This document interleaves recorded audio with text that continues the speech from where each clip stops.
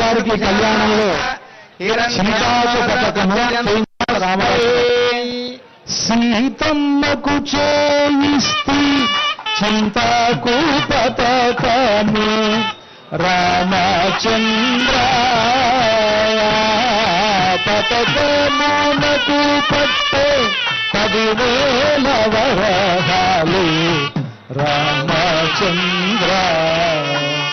సీతమ్మకు చేయించినటువంటి చింతాకు పతకం అది అందరికీ అర్చక స్వామి దర్శింపజేస్తూ ఉన్నారు. ఆ చింతాకు పతకాన్ని రామదాసు గారు తయారు చేయడానికి ఆ రోజుల్లో 10,000 వరహాలు ఖర్చయింది. అది కూడా ఆయన లెక్క చెప్పారు. ఆ 10,000 వరహాలు ఖరీదైనటువంటి చింతాకు పతకం ఈరోజు 10 కోట్ల 10 మిలియన్ల ఎన్నైనా చెప్పొచ్చు. దాని విలువ అలాంటిది.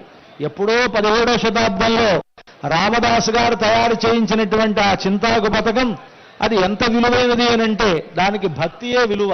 అటువంటి ఆ చింతాకు పతకాన్ని సీతమ్మ వారికి ధరింపజేస్తూ ఉన్నారు అర్చక స్వాములు.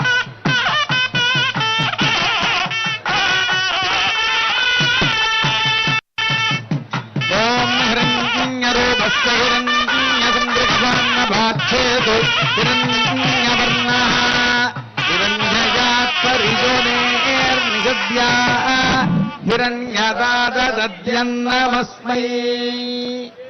జై బోలో సీతామాతకు జై. లక్ష్మణస్వామికి ఈ సందర్భంగా రామమాడతో కూడినటువంటి ఒక హారాన్ని సమర్పిస్తారు.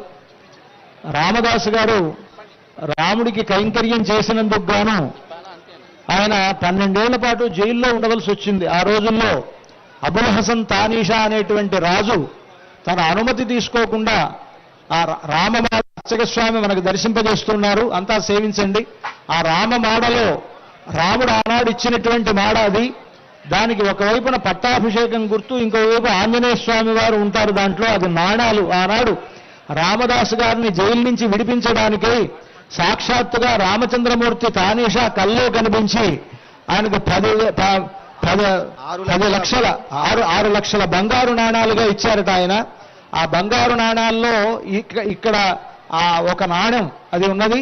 ఆ నాణ్యమునకే ఒక గొలుసు అమర్చి దానిని మనకు లక్ష్మణస్వామికి కళ్యాణ సమయంలో అలంకరిస్తారు. రామమాడ అని పేరు. ఆనాటి రాముడు తానీషాకి ఇచ్చినటువంటి నాణాల్లో ఒక నాణ్యం బంగారు నాణ్యం. అది చాలా విశేషమైనటువంటిది. అంతా సేవించండి.